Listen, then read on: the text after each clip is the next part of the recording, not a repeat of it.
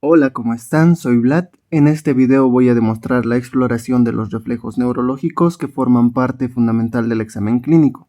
Estos reflejos nos permiten valorar la integridad de arcos reflejos, de las raíces nerviosas y de las vías motoras. Una vez entendido eso, comencemos con el video.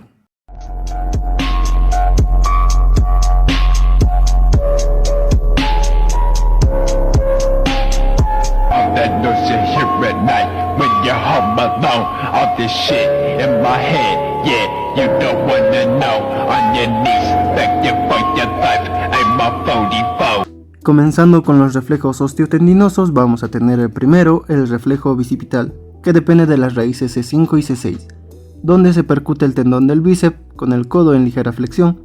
La respuesta fisiológica esperada es la flexión del antebrazo. Su abolición sugiere una lesión de la raíz correspondiente a una neuropatía periférica y su exaltación orienta una lesión en la vía piramidal.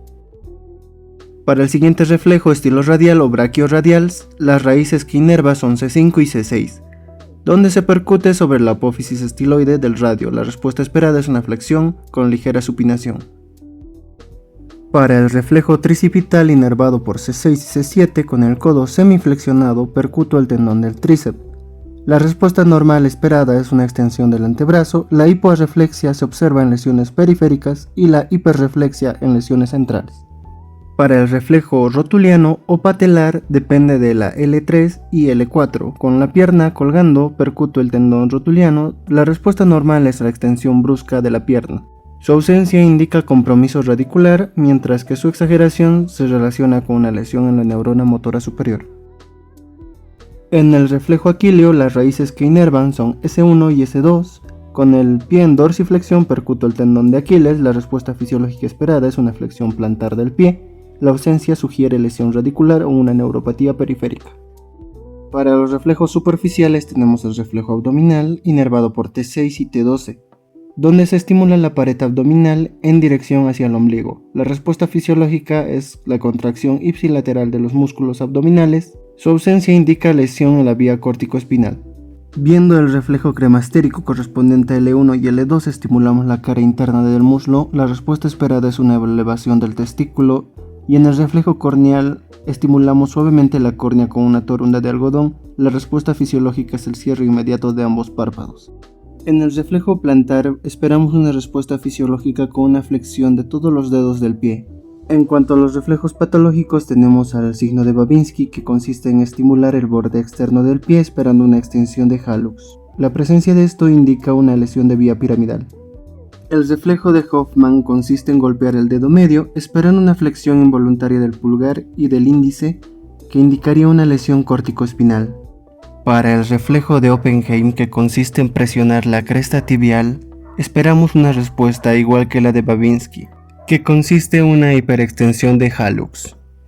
Tenemos entendido que en el reflejo de Gordon, que consiste en comprimir las pantorrillas levemente en ambos miembros inferiores, vamos a esperar una respuesta igual que la de Babinski, con una hiperextensión del hallux. Prosiguiendo con la evaluación tenemos al signo de Schaffer, o el reflejo de Schaffer, que consiste en presionar el tendón de Aquiles y esperar una respuesta igual que la de Babinski, con una hiperextensión del hallux. Por último tenemos al signo de Trommer, que consiste en un golpe palmar con una flexión del pulgar y del dedo índice como una respuesta patológica.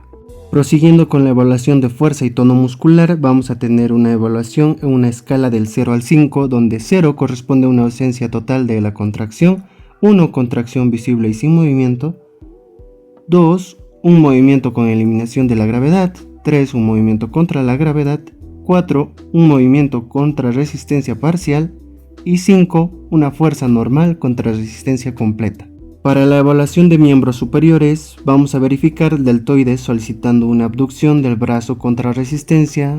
De los bíceps vamos a solicitar una flexión del codo contra resistencia. Tríceps vamos a solicitar una extensión del codo contra resistencia.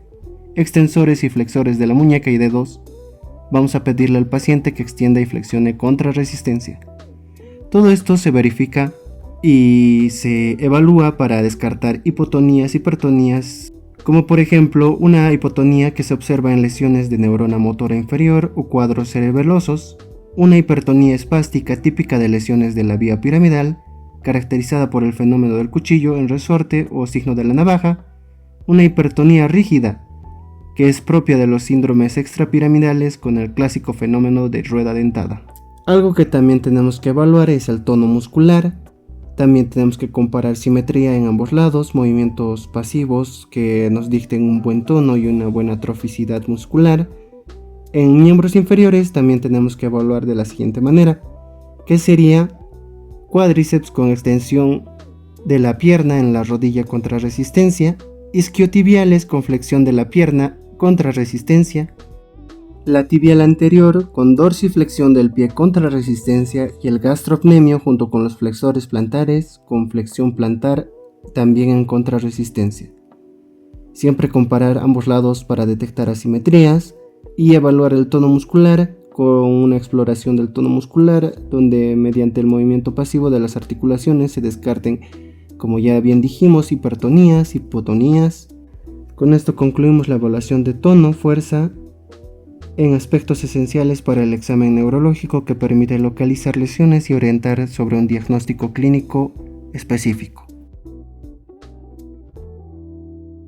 Esta historia continuará de inmediato. Prosiguiendo con el video, tenemos las marchas patológicas. La marcha atáxica es la primera que vamos a ir visualizando. Se caracteriza por ser una marcha incoordinada e inestable. La ataxia cerebelosa es la principal causa de esta. Marcha de Stepag, o también conocida como marcha equina de paso alto, se caracteriza por una caída del pie debido a la debilidad o parálisis de los músculos dorsiflexores del tobillo, principalmente en tibial anterior y extensores de los dedos. Marcha hemipléjica se caracteriza por el miembro superior del lado afectado en flexión, codo, muñeca y dedos semiflexionados pegados al cuerpo, miembro inferior en extensión y rigidez dificultando la flexión de la rodilla. Como consecuencia, el paciente arrastra el miembro inferior en extensión. En la marcha del segador se observa al paciente con hemiplegia espástica secundaria o lesión de la vía piramidal. Se caracteriza por el miembro superior del lado afectado con postura y flexión y aducción. En el miembro inferior del mismo lado, postura de extensión rígida dificultando flexión de rodilla y tobillo.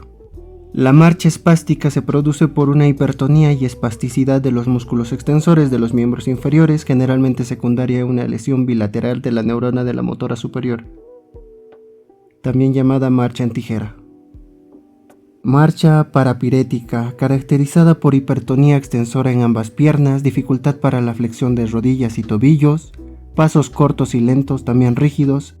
Las extremidades inferiores tienden a cruzarse entre sí al avanzar, adoptando un desplazamiento en forma de X. Marcha distónica, caracterizada por movimientos irregulares, impredecibles y a veces bruscos. En los movimientos inferiores se observa posturas anómalas de los pies y piernas como inversión o torsión del pie. Marcha coreica es un tipo de alteración de la marcha caracterizada por movimientos involuntarios, bruscos, irregulares y arrítmicos en las extremidades que recuerdan a gestos coreográficos. Marcha característica de los pacientes con enfermedad de Parkinson se debe a rigidez muscular, presenta bradicinesia y alteración postural, que afecta coordinación y balance. También se observa temblor en manos.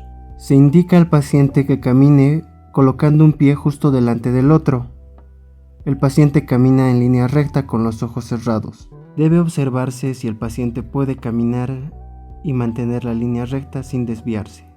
La maniobra de Romberg es una maniobra neurológica usada para evaluar el equilibrio y la propiocepción, así como también la integridad de la vía sensitiva posterior en la médula espinal. El paciente debe estar de pie, con pies juntos, brazos a los lados, en un lugar seguro donde pueda sostenerse sin perder el equilibrio. Primero se observa al paciente con ojos abiertos durante 20 o 30 segundos y se le indica que cierre los ojos y permanezca quieto en el mismo lugar. Dentro de las pruebas de equilibrio también tenemos la prueba de dedo-nariz y talón-rodilla, que son maniobras clínicas utilizadas para evaluar la coordinación y la función cerebelosa. Tanto en miembros superiores como inferiores, permite detectar ataxia, dismetría y movimientos inadecuados. En observaciones tenemos que ver los movimientos suaves y precisos, también coordinados, sin dismetría, error a la distancia, sin temblores intencionales, oscilaciones al acercarse al objetivo, sin hipermetría o hipometría, si sobrepasa o se queda corto en frente al objetivo. Pasando al siguiente punto de la evaluación tenemos la sensibilidad. La sensibilidad es básicamente la capacidad del sistema nervioso para percibir estímulos internos y externos. En tipos de sensibilidad tenemos sensibilidad superficial, donde evaluamos el tacto y el dolor. La técnica es usar un algodón o algún otro material para evaluar suavemente la piel del paciente. También se puede utilizar un objeto para causar un poco de dolor. Se debe evaluar siempre en ambos lados del cuerpo, comparando respuestas entre hemicuerpos. En esta acción se evalúa la sensibilidad superficial evaluando tacto y dolor. Para la sensibilidad también podemos utilizar lo que es la temperatura. En este caso usamos el diapasón, palpando al paciente, esperando una respuesta donde nos diga que siente calidez o si siente frío. Posterior a esto tenemos que evaluar la sensibilidad profunda, evaluando propiocepción y vibración. La técnica para la vibración se utiliza el diapasón sobre articulaciones óseas, por ejemplo tobillo, muñeca, dedos, tanto en miembros superiores como en miembros inferiores. El paciente tiene que notar la vibración y describirnos lo que sienta. Continuando con la sensibilidad profunda, que habíamos dicho que evalúa propiocepción y vibración, la propiocepción es básicamente mover los dedos y extremidades y sentir el espacio que éste ocupa. Se pide mover al paciente el dedo de las extremidades superiores, también de las extremidades inferiores, y que nos indique la dirección del movimiento sin mirar, que sea capaz de distinguir si está arriba o está hacia abajo. Lo mismo con los dedos del pie. Terminando con la evaluación de la propiocepción, proseguimos con la evaluación de la sensibilidad cortical, en la cual evaluamos procesamiento sensorial complejo con la corteza somatosensorial. Y la técnica es la esterognosia, grafestesia y localización táctil. La esterognosia o localización táctil consiste en reconocer objetos con los ojos cerrados. Al paciente se le va a entregar monedas de distintos tamaños, llaves o algún otro objeto que sea fácil de reconocer. El objetivo de esto es que el paciente pueda reconocer con amplia velocidad el objeto que se encuentra en sus manos. Para la última evaluación, grafestesia, se le va a dibujar un número en el dedo del paciente, una letra, y pedirle al paciente que reconozca con una sensibilidad táctil. El paciente en ningún momento tiene que visualizar el movimiento de nuestras manos. La evaluación completa de sensibilidad incluye tanto tacto, dolor, vibración, propiocepción y sensibilidad cortical. Es un paso clave en el examen neurológico, útil para localizar lesiones y planificar estudios complementarios. Para finalizar, vamos a realizar la exploración del trofismo muscular, un componente fundamental que nos permite evaluar la masa, el desarrollo de los músculos, así como también detectar atrofias, hipertrofias, que pueden reflejar patologías neurológicas, neuromusculares y sistémicas. En la observación general vamos a comparar simetría entre ambos lados del cuerpo, vamos a buscar atrofia muscular, disminución del volumen muscular, flacidez o depresión visible, una hipertrofia, un aumento del volumen muscular, que puede ser fisiológico por ejercicio o patológico por alguna enfermedad de base. También podemos buscar fasciculaciones o temblores, movimientos involuntarios, superficiales que sugieren afectación neuromuscular.